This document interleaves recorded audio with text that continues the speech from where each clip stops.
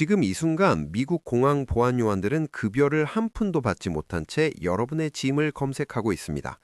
그 옆에는 푸드뱅크 기부 박스가 놓여 있고 300명 이상의 TSA 직원들은 이미 사직서를 던졌습니다. 스프링 브레이크 최대 여행 시즌 미국 공항은 지금 아수라장입니다. 그런데 정작 워싱턴 DC는 조용합니다. 아무도 급하지 않은 것처럼 보입니다. 오늘 이 영상에서는 왜 미국 정부가 또 멈췄는지, 그리고 이게 우리에게 어떤 의미인지 낱낱이 파헤쳐 드립니다. 안녕하세요. 글로벌 이슈를 깊게 파헤치는 채널 송비즈입니다. 2026년 1월 31일 자정 미국 연방정부의 일부가 또다시 셧다운에 돌입했습니다. 놀라운 사실은 이게 불과 2달여 만에 재발한 셧다운이라는 점입니다. 2025년 10월에 시작된 사상 최장 43일 셧다운이 끝난 지 얼마 되지 않았는데 미국은 또 같은 상황을 반복하고 있습니다. 그리고 지금 이 대본을 쓰는 2026년 3월 현재 셧다운은 이미 30일을 넘어섰습니다. 오늘 영상에서 다룰 내용을 미리 말씀드리겠습니다. 먼저 셧다운이 뭔지 모르시는 분들을 위해 딱 30초만 설명드리겠습니다. 미국 연방정부는 매 회계년도마다 의회가 12개의 예산안을 통과시켜야 정상 운영됩니다. 만약 의회가 기한 내에 예산안 합의를 못하면 해당 부처의 예산이 끊기고 그게 바로 셧다운입니다. 전면 셧다운은 정부 전체가 멈추는 것이고 부분 셧다운은 일부 부처만 멈추는 것입니다. 이번은 부분 셧다운입니다. 그런데 멈춘 부처가 하필이면 국토안보부, Department of Homeland Security, 미국의 안보, 이민, 공항 보안을 전담하는 핵심 부처입니다. 예산 미합의, 특정 부처 운영 중단, 필수 인력 무급 근무, 이 공식이 지금 미국에서 현실로 벌어지고 있습니다. 이 모든 것의 시작은 2026년 1월 미네소타 미니애폴리스였습니다. 1월 24일 이민 단속 과정에서 연방 이민 요원이 쏜 총에 시민 알렉스 제프리 프레티가 사망했습니다. 그런데 이게 처음이 아니었습니다. 불과 한 달 전에도 르네 굿이라는 시민이 같은 방식으로 목숨을 잃었습니다. 2명의 미국 시민이 연방 요원의 총에 맞아 죽었습니다. 민주당이 폭발했습니다. 척 슈머 상원 원내대표는 즉각 선언합니다. ICE 남용을 억제할 개혁안이 거부됐다. 우리는 국토안보부 예산 처리에 협조할 수 없다. 그리고 1월 30일 차정 예산 시한이 만료됩니다. 하원은 이미 휴회 중이었고 상원은 눈폭풍으로 소집도 못했습니다. 그렇게 셧다운 카운트다운은 0이 되었습니다. 겉으로 보면 이건 예산 싸움처럼 보입니다.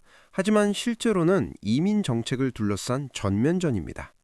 민주당의 요구사항을 보면 ICE 요원의 보디캠 의무화, 얼굴 마스크 착용 금지, 신원 공개, 신분증 폐용 의무, 학교 병원 같은 민감 지역에서 법원 영장 없는 체포 금지, 지역 법집행기관과의 협력 의무화. 이게 왜 중요하냐면 미니애폴리스 총격 사건에서 요원들은 마스크를 쓰고 신분증도 없었으며 영장도 없었기 때문입니다. 반면 트럼프와 공화당은 어떠한 감독도 이민 단속에 대한 항복이다 라는 입장입니다.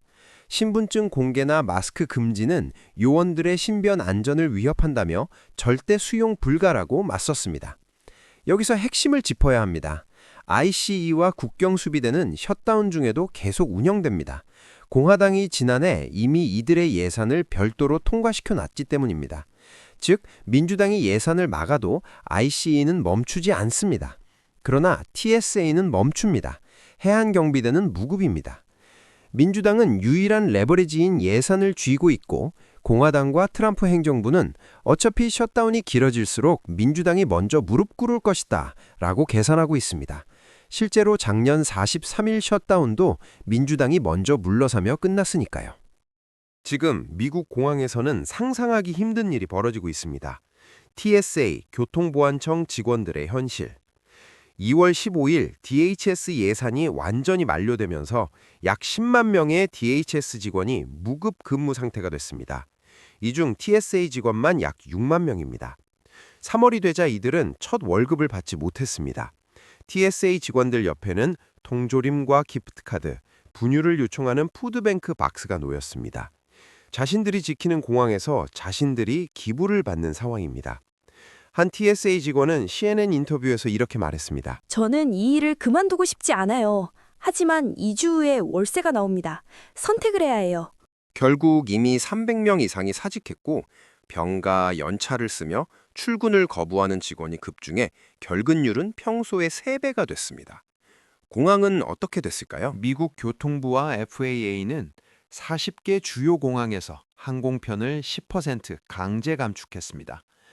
애틀란타 하츠필드, 보스턴 로건, JFK, LAX 등 대형 허브 공항이 모두 포함됩니다. 보안 검색 대줄이 터미널 밖까지 늘어섰고 비행기 연착과 결항이 속출했습니다. 그리고 3월 ICE 요원들이 TSA 지원 인력으로 공항에 투입되기 시작했습니다. 이민 단속 요원이 공항 보안을 대신하는 전례 없는 상황이 펼쳐진 겁니다. 미 상공회의소 US Chamber of Commerce는 의회에 긴급 서한을 보냈습니다. 항공여행 시스템과 경제에 심각한 피해가 오기 전에 셧다운을 끝내라. 경제적 피해를 숫자로 살펴봅시다. 미 의회 예산처에 따르면 2025년 43일간의 셧다운으로 인한 경제 손실은 110억 달러, 약 16조 원 이상이었습니다. 경제 손실은 110억 달러, 43일 기준 약 16조 원. 이 중 30억 달러, 약 4.4조 원은 영구적 손실로 절대 회복되지 않습니다. 셧다운 기간 동안 매주 GDP 성장률이 약 0.12%포인트씩 깎여나갑니다. 채권 시장도 흔들렸습니다. 셧다운 우려가 커지자 미국 10년 만기 국채 수익률은 4.22%대로 상승, 한 달 전보다 약 0.10%포인트 높아졌습니다. 금리 변동성이 커질수록 기업 투자와 대출 시장의 불확실성이 커집니다. 더 무서운 이야기도 있습니다. 일부 전문가들은 정치적 교착이 반복되면 국제신용평가사들이 미국 신용 등급을 또다시 문제 삼을 가능성이 있다고 경고합니다. 실제로 미국은 2023년 피치, 2025년 무디스로부터 연이어 신용 등급 강등 전망 하향을 받은 바 있습니다. 한국에도 영향이 있을까요? 물론입니다. 미국 국채금리 상승, 달러 강세, 원화 약세, 수입 물가 상승으로 이어지는 연쇄 고리가 작동합니다. 또한 미국발 경제 불확실성은 한국 수출 기업과 주식시장에도 직접적인 심리적 충격을 줍니다. 그렇다면 이 셧다운은 어떻게 끝날까요? 3월 17일 백악관이 드디어 좀 더 열린 제안을 내놨습니다. 내용은 다음과 같습니다. 보디캠 확대 사용 허용, 학교, 병원 등 민감 지형에서 이민 단속 제한, 일부 감독 기능 강화, 요원 신분증 착용 수용. 그러나 민주당이 요구하는 영장 의무화와 마스크 금지는 끝내 거부했습니다. 타임지 분석에 따르면 공화당의 전략은 간단합니다. 작년처럼 민주당이 먼저 항복하기를 기다리는 것입니다. 공항 혼란이 커질수록 여론의 화살이 민주당에게 향할 것이라고 보고 있습니다. 민주당은 반대로 11월 중간 선거를 앞두고 이민 이슈를 최대한 끌고 가는 것이 유리하다고 판단하고 있습니다. AP 여론조사에서 트럼프의 이민정책 지지율이 1년 만에 10%포인트 하락했고 미국인의 60%가 트럼프의 연방요원 동원이 지나쳤다고 답했기 때문입니다. 결국 이건 예산 싸움이 아니라 2026 중간 선거를 향한 포석 싸움입니다. 셧다운이 끝나는 방법은 3가지입니다. 어느 한쪽이 완전히 백기를 든다. 양측이 일부 양보하며 타협안을 만든다. 법원이나 외부 압력, 경제 위기 등으로 강제 해결된다. 현재 분위기상 2번이 가장 현실적이지만 얼마나 더 걸릴지는 아무도 모릅니다. 오늘 영상의 핵심을 3줄로 정리합니다. 첫째, 2026년 미국 부분 셧다운은 이민 단속 요원의 총격 사건을 계기로 터진 이민 정책 전쟁이 예산 협상을 막으면서 발생했습니다. 둘째, 10만 명의 연방 직원이 무급 근무 중이고 공항 보안이 무너지고 있으며 그 피해는 오롯이 평범한 미국 시민들이 받고 있습니다. 셋째, 미국의 셧다운은 이제 정치적 협상 도구가 되었습니다.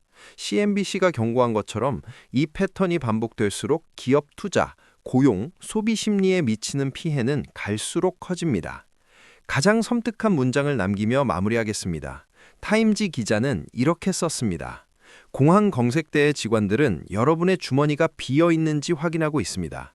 하지만 그들의 주머니도 마찬가지로 비어 있습니다. 오늘 영상 어떠셨나요? 미국 셧다운이 단순한 미국 내부 문제가 아니라 세계 경제와 우리 일상에까지 연결된 이슈라는 점이 느껴지셨으면 좋겠습니다. 앞으로도 이런 글로벌 이슈를 쉽고 깊게 풀어드리겠습니다. 구독과 좋아요는 이 채널이 계속할 수 있는 가장 큰 힘입니다. 다음 영상에서 뵙겠습니다. 감사합니다.